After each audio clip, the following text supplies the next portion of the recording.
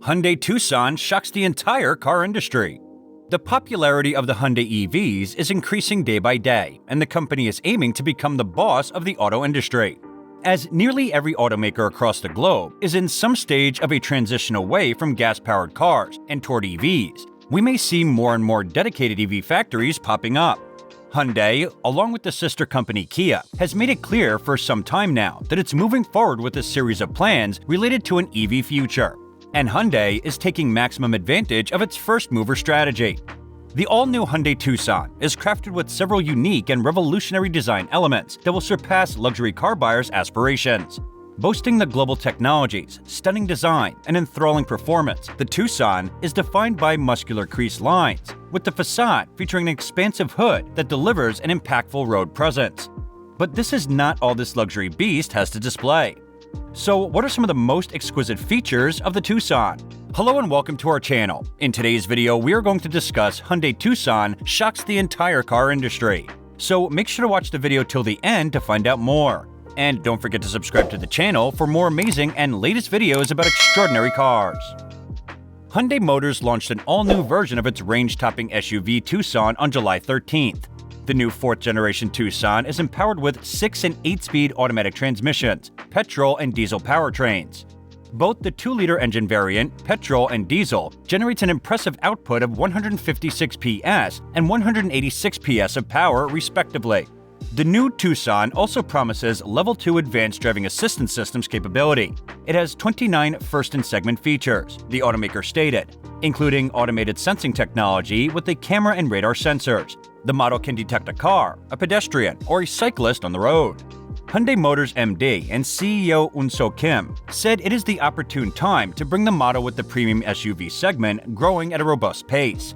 Tucson has been a global bestseller for the company in 2021, winning the heart and minds of over 7 million customers across the world since its inception.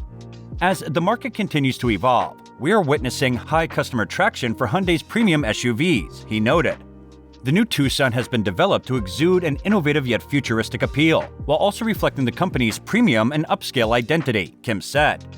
Tucson offers customers a space where luxury and technology organically intersect. The model will form the perfect expression of the company's commitment to introducing an unmatched benchmark for this segment, he added. Hyundai became a global first mover in hydrogen fuel cell technology with the launch of the iX35 fuel cell electric vehicle, the world's first mass-produced car powered by hydrogen.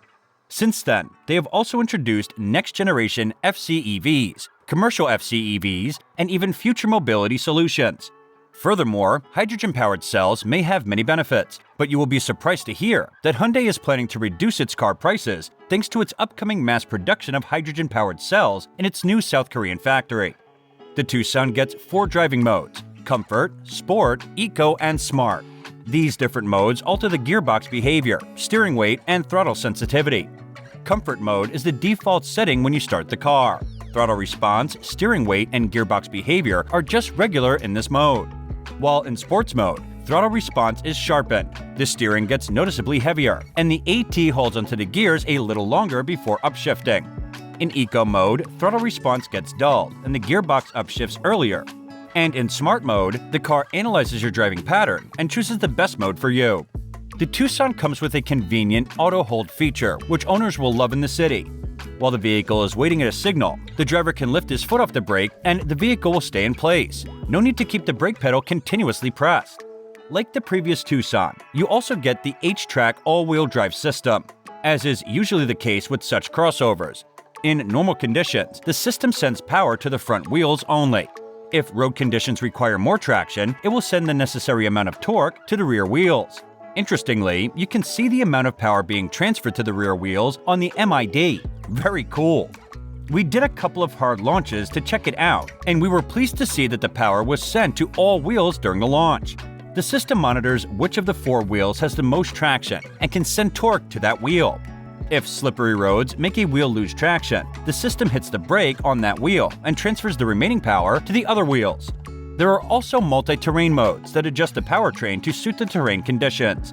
You can choose from the following settings: snow, mud, and sand. The all-wheel drive and terrain modes will help you when touring remote parts of the country and over the likes of slush, muck, and sand. Remember that the Tucson is not an off-roader like the Frontier or Endeavor. As you would expect in a premium SUV like this, refinement levels are overall satisfactory. The engine idles softly, and there's no diesel clatter audible. At high revs, the engine can be heard in the cabin, but it doesn't sound bad. Surprisingly, the wind noise started to creep in at 100 kilometers an hour. Road noise is well controlled. Interestingly, we noticed that it is more audible in the rear seat than in the front. The Tucson has McPherson struts at the front and multi-link suspension at the rear. The shock absorbers are a gas type and do a nice job absorbing bumps in the road. The setup is on the softer side, making it quite absorbent, especially when compared to the likes of the VW Tiguan, Jeep Compass, or even the Skoda Kodiaq. At low speeds, the suspension is very compliant and works silently. Small bumps are dismissed with ease, and you don't even feel them. Even the expansion joints on the city flyovers don't register themselves inside the cabin. It takes larger bumps, well, you may feel them, but you won't hear the suspension giving out a loud noise. Over bad roads, the suspension does feel a bit busy though. There is always some body movement. The Tucson rides on 18-inch wheels, shod with 235/60 section tires. These tires are wider and taller than the previous Tucson's 225/55 R18 units. The shorter side profile was one of the reasons the old car's slightly stiffer ride. The recommended tire pressure is 35 psi, and we didn't find the need to lower it as the car rides well in the city as well on the highway. The best details are yet to be exposed, so watch the video until the end, and please don't forget to like our video and subscribe to our channel, so you don't miss any of our latest updates. The handling of the new Tucson is like recent Hyundais. It's neutral and predictable. The straight line stability is good, and while cruising on the highways, the car is quite composed. It's not very bouncy at high speeds, and passengers would be comfortable in the front as well as the rear. However, at high speeds, the suspension doesn't feel flat like the Jeep Compass. Still, overall, the Tucson is a capable long-distance cruiser. Curves taken at higher speeds won't make passengers uncomfortable. Even quick lane changes are executed well. The handling is predictable, while body roll is well controlled through the corners.